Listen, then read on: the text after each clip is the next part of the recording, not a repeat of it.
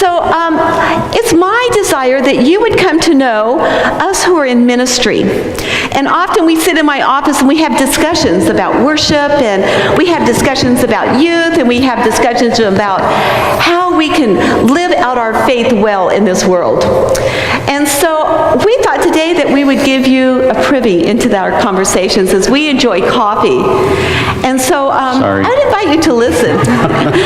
See, if you become a part of the ministry staff, you too can have coffee on Sunday morning. Oh, see? Such a fancy cup. It is. I have to admit that this coffee's been taunting me a little bit up here. I think some of my worship has been for the coffee, maybe. I want to know. Well, it is a little lukewarm, so maybe I don't know if that has anything to do with that. Well, I got it an hour ago. Oh, that's all right. It will get warm as we talk. So those of you who don't know, this is Dan McGowan, and he is our worship director. And so Dan, what is your responsibilities in the church? Wow. My responsibilities are to help create an atmosphere of worship in this room and in this place when we gather together by selecting music, selecting prayers, selecting readings, helping to encourage those of us who are up on the platform to lead the worship, whether they're singers or instrumentalists. And it's really just to help provide what Diane or whoever the pastor is at the moment and I believe is best for where we're going, along with the elders, who give us some advice and suggestions along the way. I oversee the tech, even though Jack and his team do a marvelous job. By the way, please. Yay. Thanks, Jack and Bob and Chris. But I help to work with them and figure out who's going to be running our slides and who's going to be doing things like that, and other creative things that I bring to the table as they're needed. So you all know what those are because I've been here for 2 years, so you can, yeah. How about you, Dave? For those who may be visiting, what do you do in this church? I don't know. I think I do too many things. Youth ministry, no, I love everything I do here. Youth ministry, of course, is my role as youth director here, overseeing junior high and high school ministries. And mainly I just get to hang out with crazy kids and awesome leaders and drink coffee and play games and try to talk about God a little bit and help kids walk along this faith journey. And occasionally I get to preach and be up here with you guys, so that's fun too. Nice. We love it when you preach. I'm glad. And I am the interim associate pastor here, so I just kind of do preaching and a little bit of everything, right? Yeah. So Dan, you mentioned worship, and I'm really interested in worship because it has such a wide meaning. So when you say the word worship, what do you mean? I've been doing a lot of thinking this week about that word. I've been doing a lot of thinking over the past many years of my life about that word. I think worship, just in general, if you take worship out of the context of church, everybody worships. We all worship something. Some people worship sports. Some people worship, I don't. Some people worship sports. Some people worship nutrition. Some people worship maybe celebrities. Some people worship,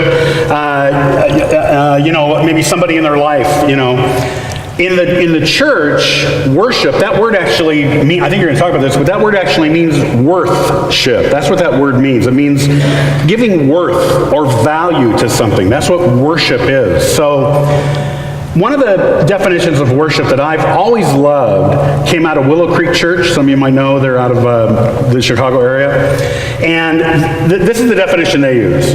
Worship is responding to God for everything He is with everything that we are. So if you kind of unpack that, worshiping is responding to God the Father, His Son Jesus, in the power of the Holy Spirit. So responding to all of that with everything we are, my heart, my mind, my soul, my body.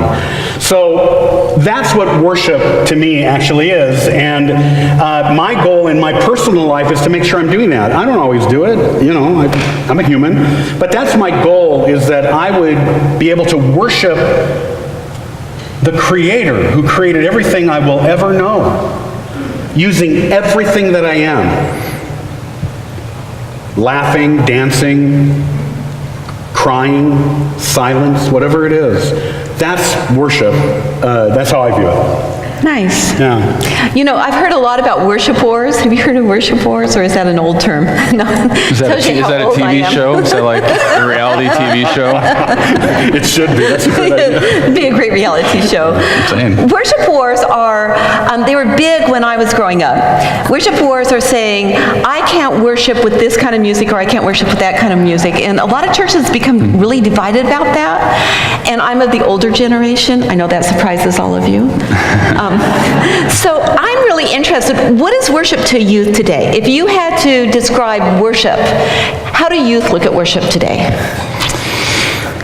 Wow, okay. I think that worship is, and I've preached on this before, I think you guys have heard me talk a little bit about this, but I think, you know, when I think of youth and worship, the crazy thing to me is we go to this crazy camp called Forest Home every year.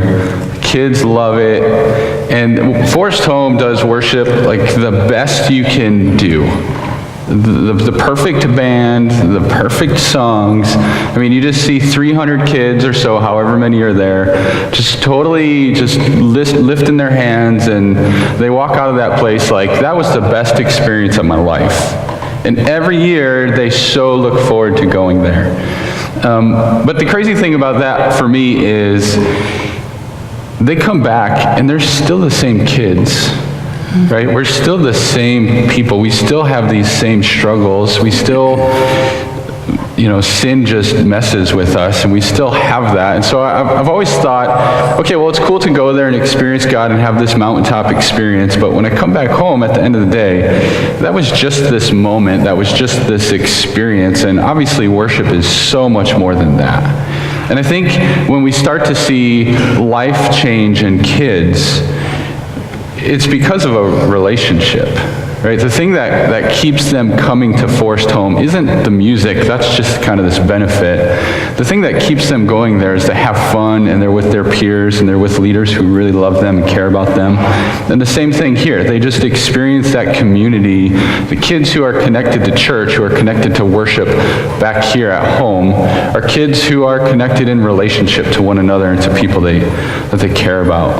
And so I think really, I mean, you're asking what is worship, what does it mean to youth? I think it's just something kind of fun that they get to do, and yeah, they experience God in some capacity in that. But I think ultimately what they probably can't voice too much because they're still figuring this out is that worship really has nothing to do with that and has everything to do with a relationship.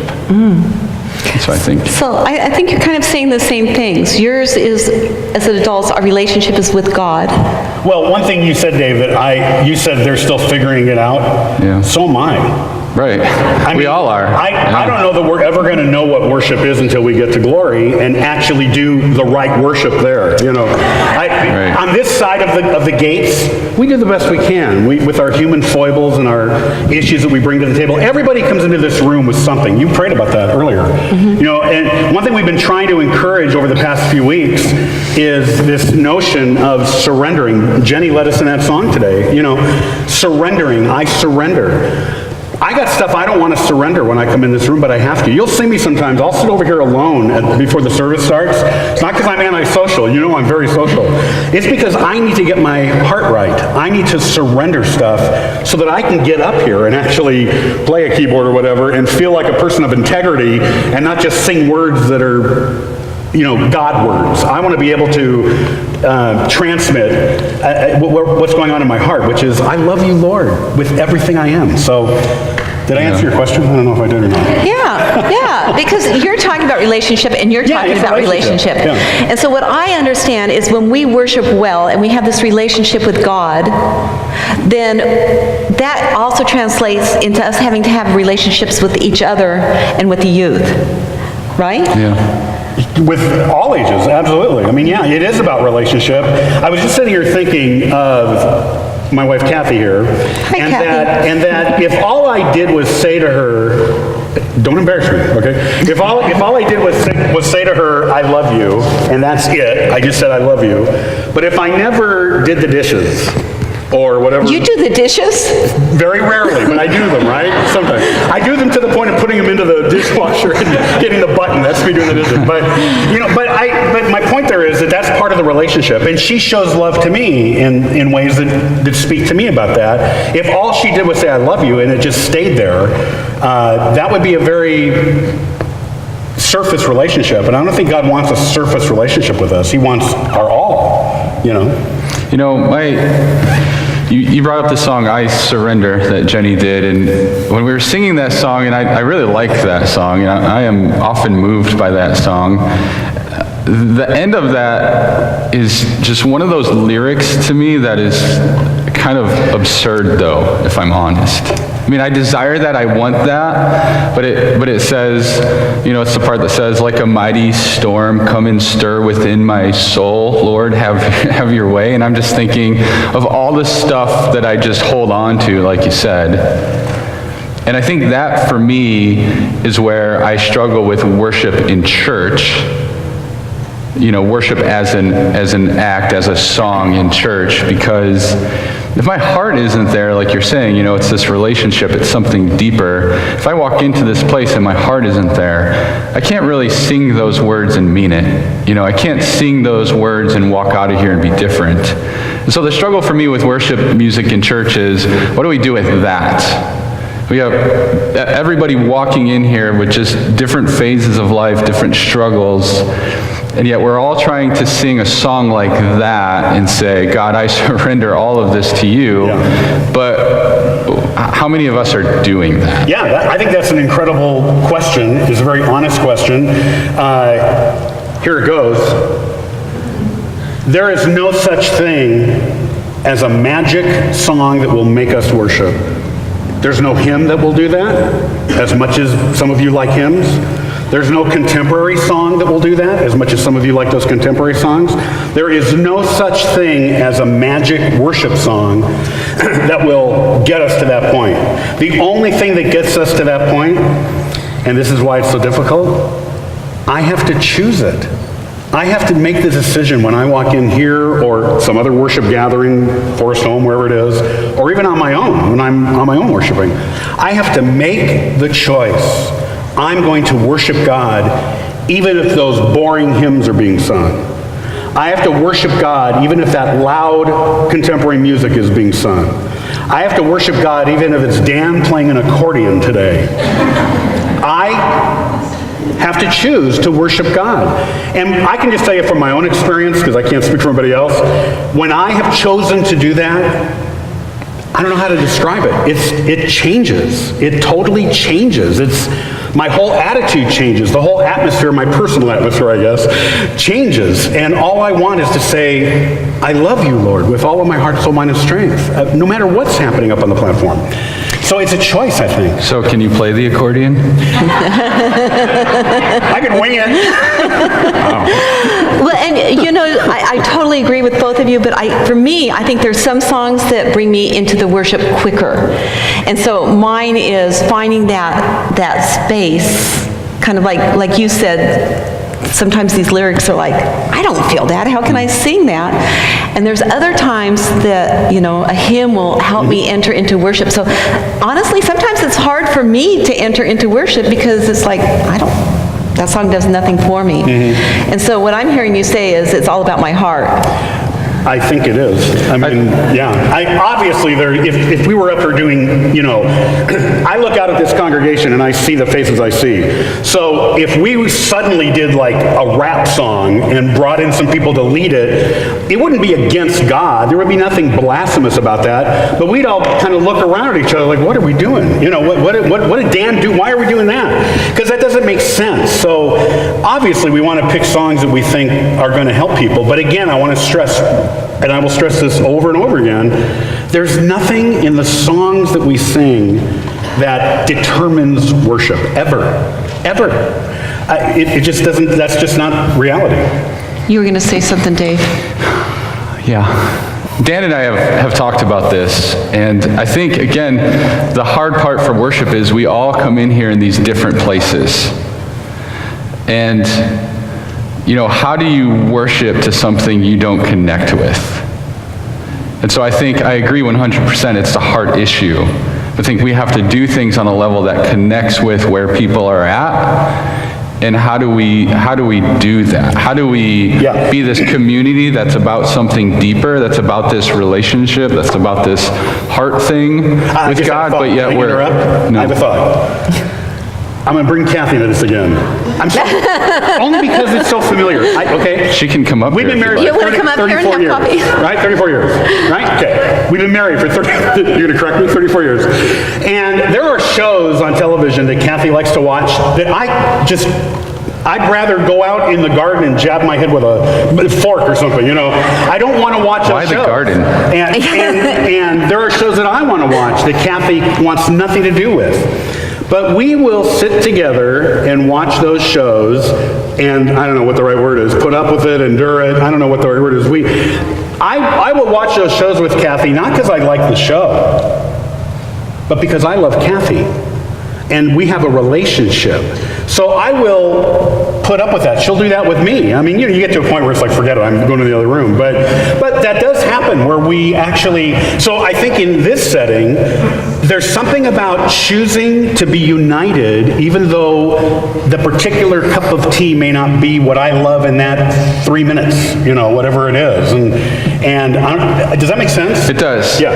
And my thought is, okay, yeah, there are similarities there, but I think this is the struggle with the American church today, is we're not coming in with that attitude, with that mindset. Right. And we will complain about everything that we can. That's right. Now, obviously I think we don't desire that. I think MPC is this place where we do have this close relationship with one another, I think. At least personally, I don't hear people really complaining about, well, I don't like this or I don't like that. And I think maybe when people do voice some of those things, it's out of this relationship of love and desire to make this place be what it can be. I don't think there's any hostility, at least I haven't felt that here. But I'm saying the American church in general is at this place where we will bring those concerns to each other. And on some level, I think this is a very gray issue, and I think on some level, people bring stuff that is relevant and that leadership should be open to. And okay, how do we have this conversation and move forward? So it's not about getting hung up on a certain song, or it's not about just saying, hey, deal with it, you know, and move on. It is about that relationship, like you're saying. It is about enduring some things together. But I think the difficulty is, how do you do that on this level? Because this is so much different than a relationship, right? This just doesn't have the same, hey, let's go meet with a counselor and work through what we need to work through, you know? We don't do that in the church. We don't bring a counselor in here and say, okay, let's figure this out, right? So there's a different type of relationship, even though it's similar. And so where I was going with this, I think when you first started talking, was, for me, what I read, what I see over and over in the New Testament especially is unity, right? It's Paul talks so much about that. Paul did not want divisions in the church to exist. And yet, the way we do church today, they're all over the place, right? On so many different levels. And so how do we address those divisions? Because I think that's what you're getting to as well. The relationship is about unity. It is about being together. But that looks so different in church, and I think something drastically different needs to happen in the church today in order for that to really exist. Because if somebody comes in here and they don't like something, I don't think there's anything we say to them that changes their mind about that. I agree. So what do you do with that? Great question. I'm going to kind of change the subject a little bit. I'm interested about the relationship with youth. I am of the older generation, as I keep saying.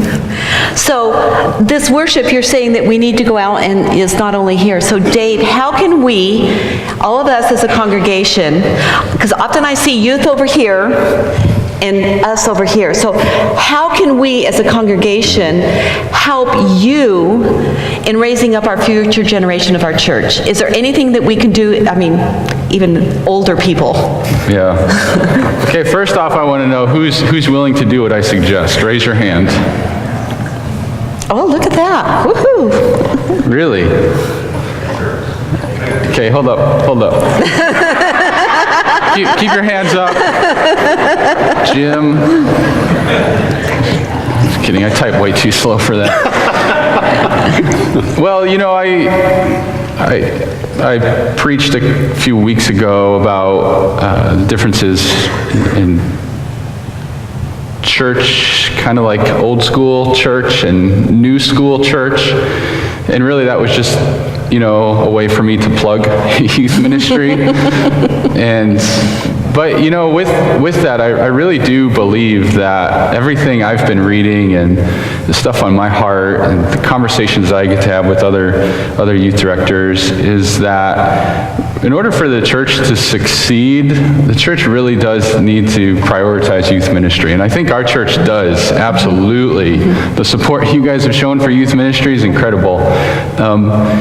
But it's one thing to say, hey, yeah, let's hire a youth director. Let's really support them. Let's, you know, provide funding for that. That's all part of it.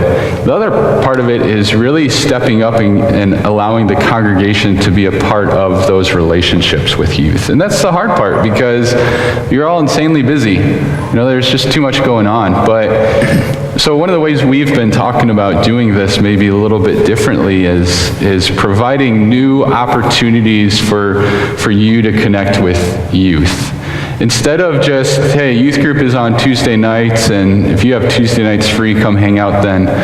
Trying to spread that out a little bit. Of course, still doing the Tuesday night thing, but spreading that out because there are so many youth in our congregation, and even you think about their peers and their friends that aren't connected here, and there's a calling to connect with those youth. And so spreading that out, instead of just a Tuesday night deal, instead of just a few people who are connected on Tuesday night, to say, how can we get more people involved in those connections throughout the week with kids wherever they're at and with adults based on their schedule, wherever you're at. And so the idea is that we take a common interest and we connect to those.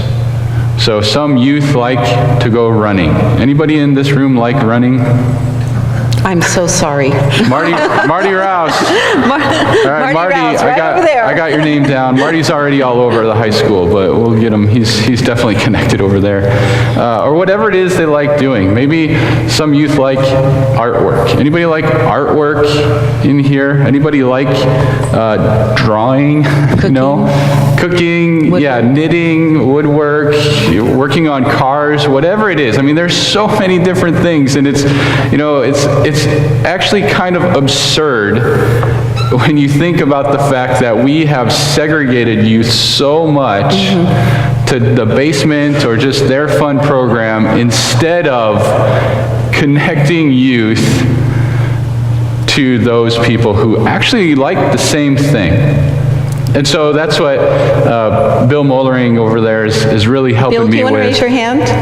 There we go. Yeah, that's Bill. You all know and love Bill. Bill actually is, I'll just take a second to say this. Bill's been a youth ministry program volunteer on Tuesday nights for like 16 years. I'm not even exaggerating. Thank you, Bill. Thanks, Bill. And Bill just this year has decided that he is stepping away from that. But I didn't let him off the hook. I was like, dude, you cannot walk away from youth ministry. And so instead, he is going to be working as like an ambassador to help really connect the congregation so people who might have some of those common interests with youth. Bill knows the youth, he knows our leaders, and he can really be somebody who helps me make those connections. And so you'll be hearing more from Bill and probably have opportunities to connect with Bill over that. Because we don't want this just to be, hey, Marty likes running, so here you go, Marty. Wednesdays after school, you're going running with a few youth. No, it needs to be bigger than that, because Marty's schedule is not always going to work. Youth schedules aren't always going to work. How do we be intentional with how we're connecting those and helping to build those connections as well? I mean, I think a lot of people, probably you might agree that connecting with youth is hard. Right? Does anybody feel that way? I don't know that I could really relate to a youth. Like, maybe that scares you. And it certainly is something that I think some do better than others, but that's something that could be guided. It's a relationship, right? It could be guided, it could be developed. And so Bill and I want to kind of walk alongside people and help them do that. So I think really youth ministry still exists the way it does. You have to have a youth group night and youth events and things like that, but we just want to get more people involved and connected. And I think that brings people into this place too. Nice. Well, I have one more comment. Okay. It'll be quick. Okay. I see the clock. I can see the thing. But you all don't care. We can stay for 2 more minutes, right? That's okay, yeah. Nobody shouted no. I did want to piggyback on something about, we were talking earlier about how do we all come together. We bring these differences. We come into this place. How do we gather together to worship, with all this stuff that we have. And something amazing happened yesterday that I want to talk about real quick that most of you don't know about. We have a room downstairs, which is, for probably since this church was made, is called the choir room. That choir room is being transformed into a multi-purpose venue room so that many groups can use it for different reasons. The first group that will be using that primarily on a regular basis is Renew Youth. And there were maybe, 12, 13 people down there yesterday, all with coming from different places in life, different, age levels, different ideas about how life should work, what's right, what's wrong in life. And they all came together and totally revamped, the beginnings at least, of that room downstairs. There was a common reason that they got together, and they chose to put aside whatever they brought with them into the room for the purpose of reshaping that room.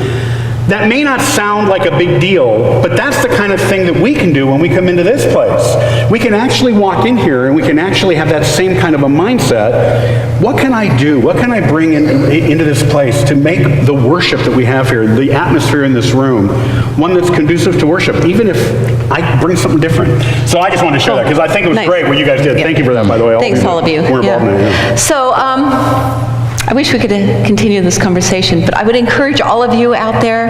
We talked about a lot of things up here. We talked about what is worship. We talked about how do we worship. We talked about unity. We talked about us connecting with the youth. We talked about connecting with the church. So this isn't a conversation that needs to stay at this table. This is a conversation that we need to all talk about. And so I would encourage you, your elders, the leadership in this church, talk to them. Come to see me, and let's talk about this, because we do need to be united, because we're family, and like I said this morning, we're home. So I would encourage you, continue this conversation as we wrestle with this, and this is a subject and conversations that have been wrestled with for thousands of years, and we're not going to solve it. But we can talk about it.